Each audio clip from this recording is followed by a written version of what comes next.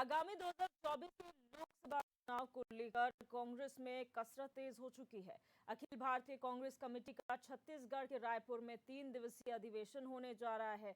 यह अधिवेशन आगामी 24 फरवरी से 26 फरवरी तक छत्तीसगढ़ के रायपुर में प्रस्तावित है। अधिवेशन में कांग्रेस के सभी दिग्गज नेता आगामी लोकसभा चुनाव को लेकर चिंतन मंथन करेंगे। कांग्रेस के प्रदेश प्रवक्ता राजेश चमोली ने बताया कि 3 दिवसीय अधिवेशन में आगामी लोकसभा चुनाव और राहुल गांधी की भारत जोड़ो यात्रा के अगले चरण की शुरुआत को लेकर चिंतन मंथन होगा और इस अधिवेशन के जरिए कांग्रेस अपने आगे की रूपरेखा को तय करेगी। आपको बता दें कि अखिल भारतीय कांग्रेस कमेटी के इस अधिवेशन में स्टीयरिंग कमेटी में पूर्व सीएम हरीश रावत, प्रदेश प्रभारी देवेंद्र यादव, प्रदेश अध्यक्ष करण माहरा और नेता प्रतिपक्ष यशपाल आर्य को शामिल किया गया है। तो वहीं अधिवेशन की पॉलिटिकल अफेयर्स कमेटी में पूर्व नेता प्रतिपक्ष प्रीतम सिंह और पूर्व प्रदेश अध्यक्ष गणेश गोदियाल के नामों का चयन किया गया है।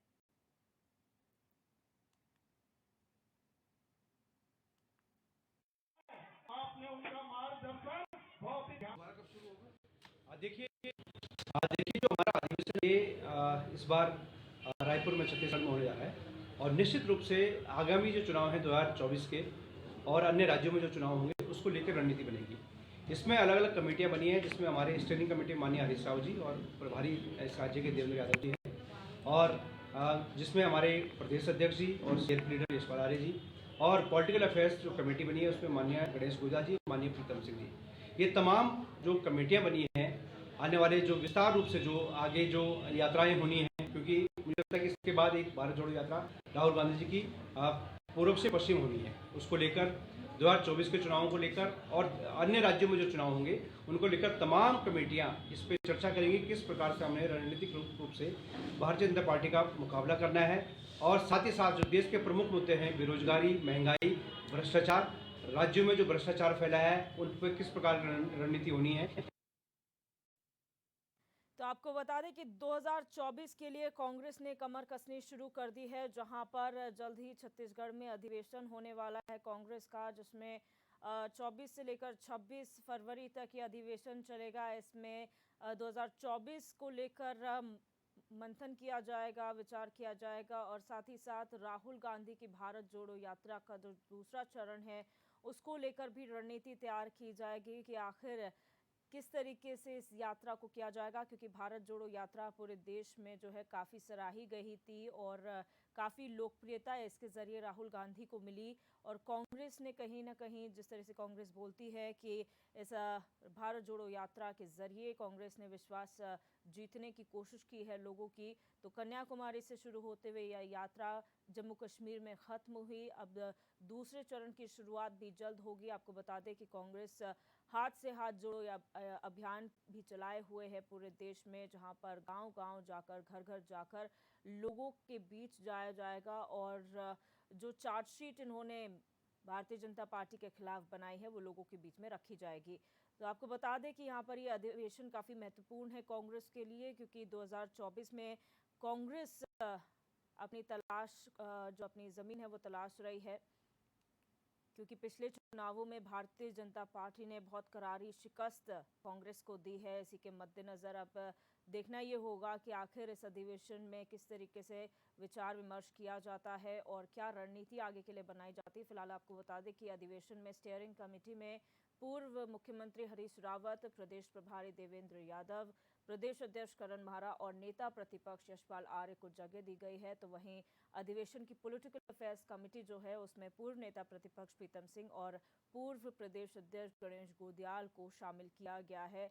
तो कहीं ना कहीं उत्तराखंड के दिग्गजों को शामिल किया गया है। ऐसा कहा जा सकता है कि कांग्रेस एकजुटता की यहाँ पर मिसाल पेश करती हुई नजर आ रही है। एक संदेश देने की कोशिश की जा रही है कि कांग्रेस में सब ठीक है और जो दिग्गज नेताओं के बीच में कहीं ना कहीं मनमुटाव था वो अब दूर हो रहा है, क्योंकि पिछले दिनों हरीश रावत और प्रीतम सिंह की मुलाकात हुई थी और ये कहा गया था कि सभी जो मनमुटाव हैं उसको अलग रखते हुए यहाँ पर 2024 का चुनाव लड़ा जाएगा।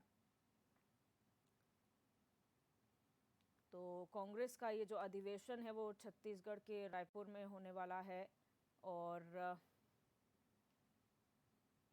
24 से लेकर 26 फरवरी तक ये अधिवेशन चलेगा, जिसमें कांग्रेस अपनी आगे की रूपरेखा तय करेगी। साथ ही साथ 2024 के लोकसभा चुनाव और राहुल गांधी की आगामी भारत जोड़ो यात्रा के दूसरे चरण को लेकर भी इसमें चिंतन मंथन किया जाएगा। तो ये अधिवेशन कांग्रेस कर रही है छत्तीसगढ़ में। लोकसभा चुनाव के मद्देनजर ये अधिवेशन कांग्रेस के लिए काफ़ी महत्वपूर्ण है, क्योंकि आने वाले क्या रणनीति रहेगी कांग्रेस की आगे आने वाले चुनाव के लिए, और जो अन्य कार्यक्रम है कांग्रेस के, उनमें किस तरीके से यहाँ पर रहेगा पूरा कार्यक्रम।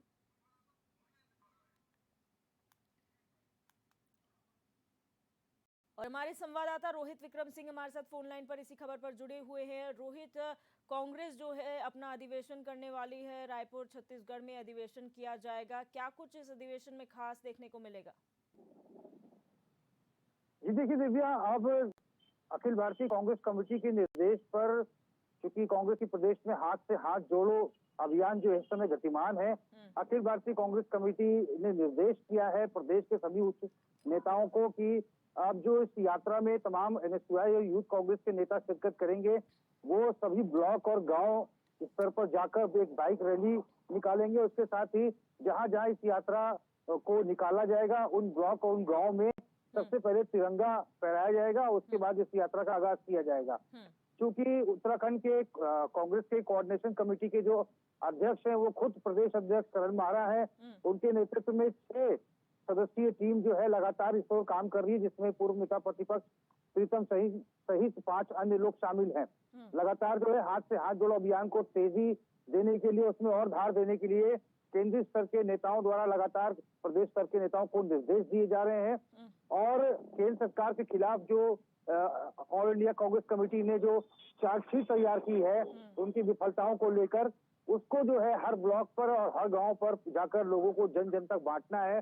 भारत जोड़ो यात्रा के जो भावनात्मक दृश्य हैं राहुल गांधी के, उनको एलईडी माध्यम से हर ब्लॉक और हर गांव में हाथ से हाथ जोड़ो यात्रा के दौरान कांग्रेस के लोगों को दिखाने के निर्देश दिए गए हैं। और जो एक भावनात्मक पत्र राहुल गांधी का और कांग्रेस राष्ट्रीय अध्यक्ष मल्लिकार्जुन खड़गे का है, उसको भी जन जन तक पहुंचाने की बात कही गई है। और इसके साथ ही केंद्र सरकार की विफलताएं और राज्य सरकार की नीतियों के खिलाफ जो है लगातार जन आंदोलन की बात यहाँ पर एआईसीसी के द्वारा प्रदेश के नेताओं को कही गई है। पीसीसी की तरफ से लगातार जो है जो तमाम कांग्रेस के पदाधिकारी हैं उनको निर्देशित किया जा रहा है। हालांकि हाथ से हाथ जोड़ो यात्रा की कमान जो है खुद प्रदेश अध्यक्ष करण मारा ने संभाली हुई है। इन्हीं तमाम मसलों को लेकर आगामी 24 फरवरी से लेकर 26 फरवरी तक 3 दिवसीय अधिवेशन एआईसीसी का छत्तीसगढ़ की राजधानी रायपुर में होने जा रहा है, क्योंकि इसके पहले भी जयपुर में कांग्रेस का अधिवेशन हुआ था और उसी के तहत इसके दूसरे पड़ाव के रूप में रायपुर के अधिवेशन को देखा जा रहा है। अब चूंकि एआईसीसी का जो स्टीयरिंग कमेटी है उसमें प्रदेश के बड़े नेताओं को उसमें हिस्सेदारी मिली है। पूर्व सीएम हरीश रावत को स्टीयरिंग कमेटी में शामिल किया गया है, प्रदेश प्रभारी देवेंद्र यादव को उसमें शामिल किया गया है। इसके साथ ही नेता प्रतिपक्ष यशपाल आर्य के साथ ही प्रदेश अध्यक्ष करण मारा भी एआईसीसी की स्टीयरिंग कमेटी के सदस्य घोषित किए गए हैं। इसके साथ ही जो एआईसीसी का पॉलिटिकल अफेयर्स कमेटी है, इसमें पूर्व नेता प्रतिपक्ष प्रीतम सिंह के साथ ही पूर्व प्रदेश अध्यक्ष गणेश गोदियाल को शामिल किया गया है।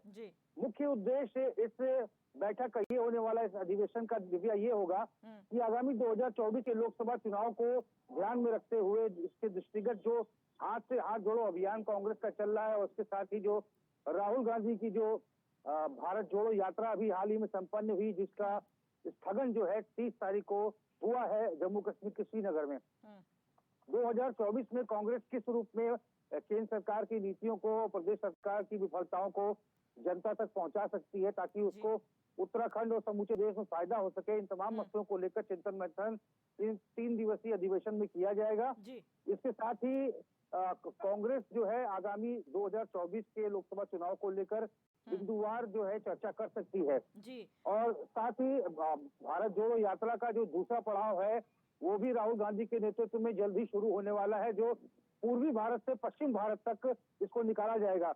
इसकी डेट कब फाइनल की जानी है, कहां से इस यात्रा को निकाला जाएगा, पूरे देश में कांग्रेस से कौन कौन से नेता जो है राहुल गांधी की इस यात्रा में शिरकत करेंगे, भीड़ की गैदरिंग कैसे करनी, इन तमाम मसलों को लेकर ये एक 3 दिवसीय हाई लेवल की ये बैठक, ये अधिवेशन होने वाली है, जिसको लेकर प्रदेश स्तर के 6 बड़े नेताओं को इसमें शामिल किया गया है। जी। मुख्य उद्देश्य इसका यही है, भारत जोड़ो यात्रा को और सफल बनाया जाए और 2024 के लोकसभा चुनाव में जीत हासिल की जाए। इसके दृष्टिगत ही अधिवेशन संपन्न होने वाला है। जी रोहित, बहुत शुक्रिया हमारे साथ जुड़ने के लिए और जानकारी साझा करने के लिए। और हमारे जो गेस्ट हैं, संदीप चमोली जी कांग्रेस प्रवक्ता, वो भी हमारे साथ फोन लाइन पर जुड़ चुके हैं, और सचिन गुप्ता बीजेपी प्रवक्ता है, वो भी हमारे साथ फोन लाइन पर जुड़ चुके हैं। आप दोनों की ही HNN 24/7 में बहुत स्वागत है सर। सबसे पहले संदीप चमोली जी आपके पास आऊंगी, क्योंकि कांग्रेस का ये महत्वपूर्ण अधिवेशन है, 24 से लेकर 26 फरवरी तक ये अधिवेशन होने वाला है। क्या मानते हैं, क्या इस बार की रणनीति होने वाली है 2024 के चुनाव के लिए? 24 से 26 तक जो पार्टी का राष्ट्रीय अधिवेशन छत्तीसगढ़ में होने वाला है, इस अधिवेशन में पार्टी का मुख्य आने वाले समय में 24 के चुनाव में और वर्तमान जो पूरे देश में जो घटनाएं घट रही है, इस घटनाओं को चर्चा के लेकर और आगामी 24 से लेकर 26 तक पार्टी को ऐसा करना चाहिए जो जनता जिस प्रकार से त्रस्त है, उस जनता का वोट लेने के लिए, जनता का विश्वास जीतने के लिए और केंद्र सरकार की और राज्यों की सरकार की जो विफलता है जनता के सामने लाने के लिए 2024 को जो अधिवेशन होने वाला है, उस 2024 को जीतने के लिए उस अधिवेशन की रूपरेखा तैयार होगी। साथ ही साथ जो यात्रा, ऐतिहासिक यात्रा जो आपकी कन्याकुमारी तक, कश्मीर तक माननीय राहुल गांधी जी ने की, उसी यात्रा का जो दूसरा पड़ाव होगा वो पश्चिमी भारत से उत्तरी भारत को जो जोड़ेगा। यात्रा के समय जो राज्य में यात्रा को कम समय दिया गया था और यात्रा कम राज्यों से छूट पाई थी, जो राज्य छूट गए थे, उन राज्यों में दोबारा से यात्रा को प्रारंभ किया जाएगा और सरकार के जो विफलताएं हैं वो भारतवर्ष की जनता के सामने लाई जाएंगे और जो मुख्य मुद्दे जिससे 2024 का चुनाव लड़ा जाएगा, उन मुद्दों पे इस यात्रा का मेन फोकस होगा। जी सचिन जी, यहाँ पर संदीप जी को अगर आपने सुना तो जिस तरीके से उन्होंने बताया कि इस अधिवेशन में क्या कुछ खास रहने वाला है, कांग्रेस पूरी तरीके से कमर कस चुकी है 2024 के इलेक्शंस के लिए और आगे आने वाले कार्यक्रमों के लिए। क्या आपको लगता है कि इस बार कांग्रेस जो है भारतीय जनता पार्टी को टक्कर देगी? भाई देखिए, कांग्रेस की कोई पहली रणनीति नहीं है। कांग्रेस समय समय पे जो है अपनी रणनीतियां बनाता भी है, बदलता भी है। क्योंकि आज जिस प्रकार से जो है माननीय नरेंद्र मोदी जी की लोकप्रियता दिन प्रतिदिन बढ़ती जा रही है, जिस तरीके से जो उन्होंने अपने कार्य का, अपना विकास का मॉडल जो है पूरे विश्व में दिखाया है, उससे जो है सभी जो है, चाहे देशवासी हो चाहे प्रदेशवासी हो, वो सभी जो है उनके मॉडल की सराहना करते हैं। और इसलिए जो है कांग्रेस जो है इस समय मुद्दा विहीन और दिशा विहीन हो चुकी है। इसलिए जो है वो रोज नई जो है अपनी टेक्निक्स लगा के जो है किस तरीके से जो है उनका जो मत है वो ये नहीं है कि वो किसी तरीके से चुनाव जीते। उनका मत ये है तो किस तरीके से जनता को भ्रमित करे, किस तरीके से अपने झूठ का प्रलोभन जो है जनता के सामने परोस सके और उसमें अपनी राजनीति रोटी सेक सके। लेकिन आज देश हो या प्रदेश हो, इसमें जो है जनता जो है भली भांति जानते हैं जिस तरीके से पूर्व में कांग्रेस ने सिर्फ और सिर्फ देश को लूटने या खसोटने का काम किया है, चाहे वो सोनिया गांधी हो, चाहे जो है राहुल गांधी हो, चाहे उनके जीजा जी हो, चाहे उन्हें पार्टी के अन्य नेता हो। देश की जनता ने भली भांति देखा है किस तरीके से जनता के गाड़ी कमाई का पैसा जो है इन्होंने जो है उसका घोटाला कर करके जो है किस तरीके से जो है अपनी ऐशोआराम पूरी करी है। तो जनता इनके प्रलोभन में नहीं आने वाली है। और भारत जोड़ो अभियान जो पहले पूर्व में चला है वो भी जनता ने देखा है। सचिन जी, आपने कहा कांग्रेस जो है वो मुद्दा विहीन पार्टी हो गई है, तो क्या आपको नहीं लगता कि आप ये कहते हैं कि बेरोजगारी मुद्दा नहीं है, महंगाई मुद्दा नहीं है जो कांग्रेस उठा रही है? बिल्कुल निश्चित रूप से जो है आप बोल रहे हैं कि बेरोजगारी मुद्दा नहीं है, बिल्कुल निश्चित रूप से बेरोजगारी मुद्दा है। इस बात से बड़ा आश्चर्य होता है उतनी नौकरियां कितनी आसानी से ये कह जाते हैं कि कांग्रेस मुद्दा विहीन हो गई है। और भारतीय जनता आप वर्तमान समय में रोजगार जो पूरे विश्व का सबसे बड़ा, आप अगर तुलना करेंगे तो बीजेपी जो है कई आगे निकलेगी। प्रियदर्शी जी, सबसे पहले तो मैं भाजपा के साथियों को ये कहना चाहूंगा, देश में मुद्दे ये वो नरेंद्र मोदी जी ने जो कह के आए थे कि 2 करोड़ रोजगार मैंने युवाओं को संदीप भाई को सुन लीजिए के साथ ये लोग सत्ता में आए थे। सचिन जी, आप ही की बात का जवाब दे रहे हैं। चरम पर है। नहीं, आदमी का मैं अपनी बात पूरी करूंगा, वो जवाब दे, किस कोई मुंह दिक्कत से नहीं ये है। कह सकते लेकिन हैं मेरी कि बात देश में मुद्दे नहीं है? मैं क्या महंगाई बोला तो और बेरोजगारी को मुद्दा नहीं मानते? लेकिन अगर कुछ भैंस को इसी ऐसा तरीके से चलिए करिए, संदीप जी सुन लेते हैं तो फिर उसका कोई संदीप जी नहीं एक है। बार सुन लेते हैं सचिन जी क्या कह रहे हैं। जी जी सतीश जी बोलिए।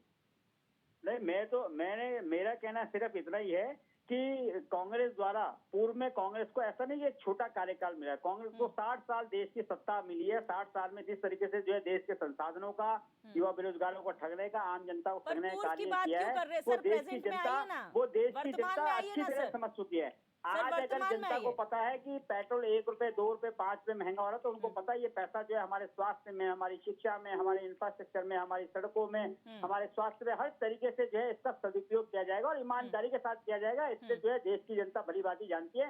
इसलिए चाहे जितने मर्जी ढोल नगाड़े लेके जो है कांग्रेस के कार्यकर्ता या कांग्रेस जो है गली गली घूमे, लेकिन जनता जो है इनकी बातों को समझ चुकी है। और पूर्व में भी जिस प्रकार इन्होंने जो है भारत जोड़ो अभियान चलाया था पूरे देश के अंदर, वो पूरी देश की जनता ने देखा है कि जहां जहां राहुल गांधी जी भारत जोड़ो चला रहे थे, वहां वहां कांग्रेस टूटती जा रही थी। और अब एक नया जो है प्रबंधा लेके आए हैं यहाँ पर कि जो है अब हाथ जोड़ो अभियान है। तो मैंने तो कहा कि हाथ जोड़ो करिए, कल को पैर जोड़ो करिएगा, जो भी जोड़ना है आप जोड़ के चलिए, लेकिन देश की जनता भ्रमित होने वाली नहीं है। और आपके झूठे प्रलोभनों में जो है आप जो है वोटों के लालच में जो आप वोटों की, जो आपने अभी पहले कहा ना कि वोट हमें को मिलेंगे, मैं बोल रहा हूँ कि वोट नहीं, ये देश की जनता अपना मन और तन जो है नरेंद्र मोदी जी को भारतीय जनता पार्टी को सौंप चुके हैं। उनको पता है कि ईमानदार नेतृत्व जो है पूरे देश में काम कर रहा है और निश्चित रूप से उनका जो है सुनहरा भविष्य होगा।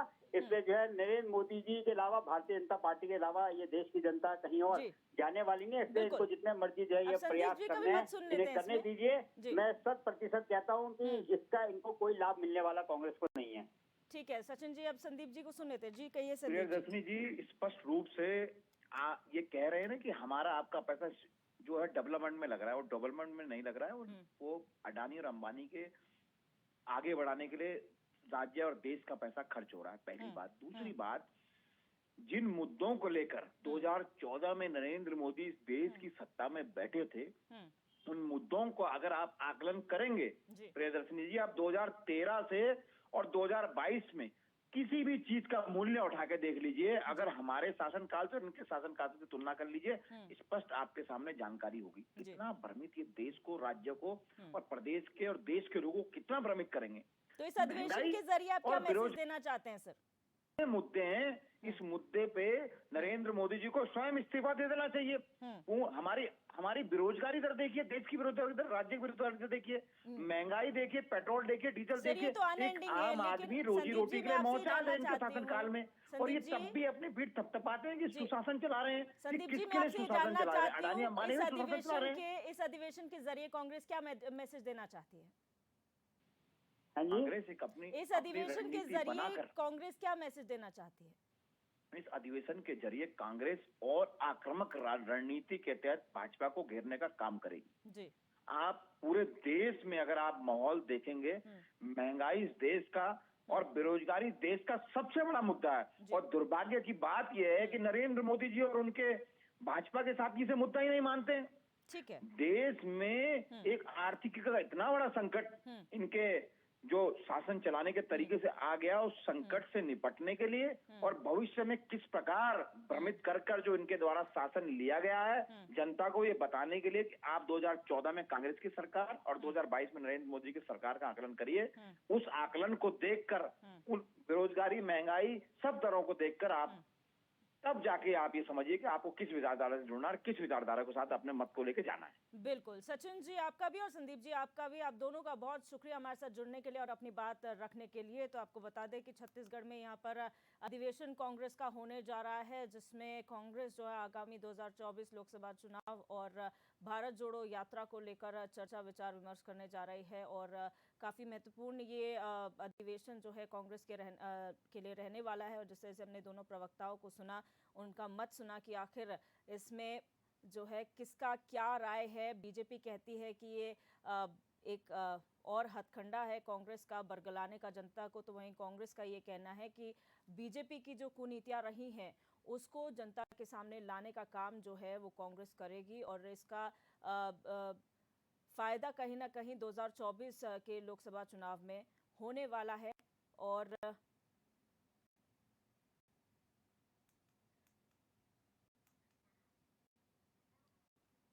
और अब बात करेंगे दूसरी बड़ी खबर की, जहां देहरादून में धरने पर बैठे छात्रों पर पुलिस द्वारा लाठीचार्ज किए जाने के बाद विपक्ष सरकार को घेरने का कार्य कर रहा है। तो वहीं सरकार और विधानसभा अध्यक्ष जीतू खंडूरी द्वारा छात्रों के धरने में असामाजिक तत्व के लोगों के शामिल होने की बात कही गई है। इसको लेकर पूर्व मुख्यमंत्री हरीश रावत और कांग्रेस नेता हरक सिंह रावत ने सरकार पर वार करते हुए कहा कि छात्रों के धरने को खत्म कराने के लिए सोची समझी साजिश के तहत लाठीचार्ज किया गया। पूर्व मुख्यमंत्री हरीश रावत का कहना है कि छात्रों के आंदोलन में असामाजिक तत्व थे तो वो अखिल भारतीय विद्यार्थी परिषद के लोग थे। वहीं कांग्रेस नेता हरक सिंह रावत का कहना है कि लाठीचार्ज की कई वीडियो वायरल हो रही है। उन वीडियो को जूम करके देखें तो पता चलेगा कि वो दो पुलिस वाले पत्थर उठा रहे हैं और पीछे जा रहे हैं। एक सब इंस्पेक्टर लड़की को डंडों से मार रहा है, उसके बाद लाठीचार्ज किया जाता है।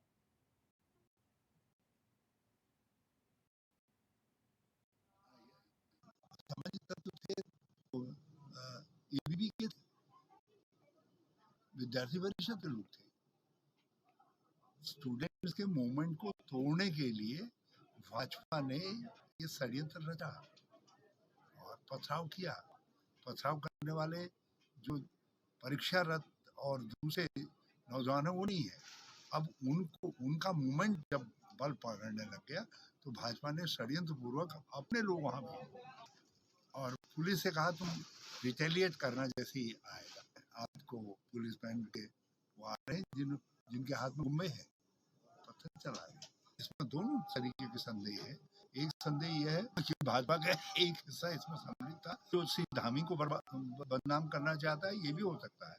और ये भी संभव है कि छात्रों को भी छात्र आंदोलन को भी छात्र मूवमेंट को भी तोड़ने के लिए। आप अगर वीडियो को देखें लाठीचार्ज कब हुआ, बहुत सारे वीडियो वायरल हुए। उन वीडियो को जूम करके आप देखें, दो पुलिस वाले पत्थर उठा रहे हैं, एक वो पत्थर उठा के पीछे जाते हैं। एक सब इंस्पेक्टर एक लड़की को जोर से उसके पैरों में डंडा मारता है, उसके पैर में डंडा लगो चीखती है। उसके बाद एक लड़के के घुटने में डंडा मारता है और फिर लाठीचार्ज हो जाता है। इस बीच वो दो पुलिस वाले जो पत्थर उठा के ले जाते हैं वो पीछे से पुलिस पे पत्थर मारते हैं और तब पुलिस लाठीचार्ज करती है। तो आपको बता दें कि कांग्रेस लगातार छात्रों पर हुए लाठीचार्ज का विरोध कर रही है और ये कह रही है कि छात्रों का प्रदर्शन खत्म करने के लिए, उनका आंदोलन खत्म करने के लिए सोची समझी साजिश थी जिसके तहत लाठीचार्ज किया गया।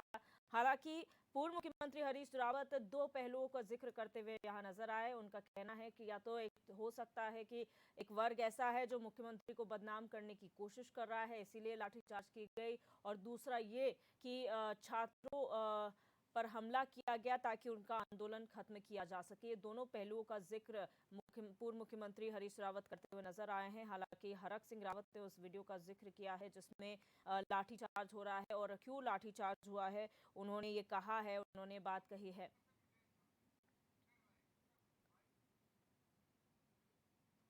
और हमारे संवाददाता मनोज कश्यप हमारे साथ लाइव जुड़े हुए हैं हरिद्वार से। मनोज, जिस तरीके से लगातार कांग्रेस प्रदर्शन कर रही है, छात्रों पर हुए लाठीचार्ज का हरीश रावत हो या हरक सिंह रावत हो, दोनों ये कहते हुए नजर आ रहे हैं कि सोची समझी साजिश थी छात्रों के आंदोलन खत्म करने की।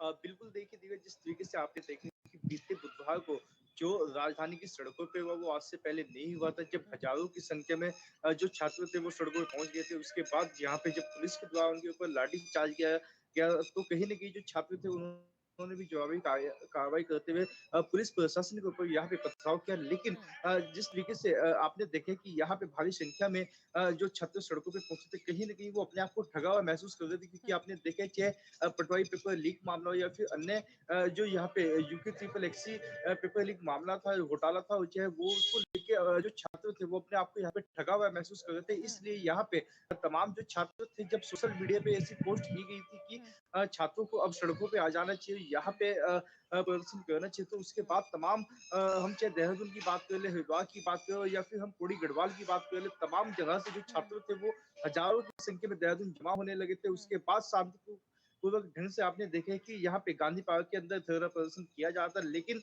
पुलिस ने इस बात को ना समझा और कहीं न कहीं आपने देखे कि आधी रात ही यहाँ पे जब धरना प्रदर्शन कराने की जो बात थी उसको समाप्त करने की जब बात सामने आई तो पुलिस ने यहाँ पे छात्रों के ऊपर लाठीचार्ज किया गया। हालाँकि कहीं न कहीं देखा जा सकता था कि जिस तरीके से छात्रों के ऊपर लाठीचार्ज किया गया, उन लोगों ने भी पथराव किया है, लेकिन इस बात को सरकार ने से नहीं समझा। लेकिन जो विपक्ष था इस तो विपक्ष ने इस बात को बहुत अच्छे से समझा। विपक्ष ने यहाँ पे अपनी जो राजनीति थी वो करनी शुरू कर दी थी और कहीं न कहीं जो सरकार के ऊपर यहाँ पे जो आरोप लगाए थे वो यहाँ पे विपक्ष का साफ तौर से कहना था कि जिस तरीके से जो पेपर लीक जो मामले निकल के सामने आए थे, अगर यहाँ पे समय रहते इनको इन लोगों के ऊपर कार्रवाई की जाती तो अब ऐसे मामले निकल के सामने नहीं आते। लेकिन यहाँ पे कोई छात्रों को सुनने के लिए नहीं पहुंचा था, सरकार का कोई मंत्री छात्रों को सुनने के लिए नहीं पहुंचा था। लेकिन जो विपक्ष के नेता थे वो छात्रों की सपोर्ट में जाके खड़े हो गए। तो यहाँ पे अब साफ तौर से कांग्रेस पार्टी के जो पूर्व मुख्यमंत्री थे हिसाब उनका कहना है कि यहाँ पे जिस तरीके से ये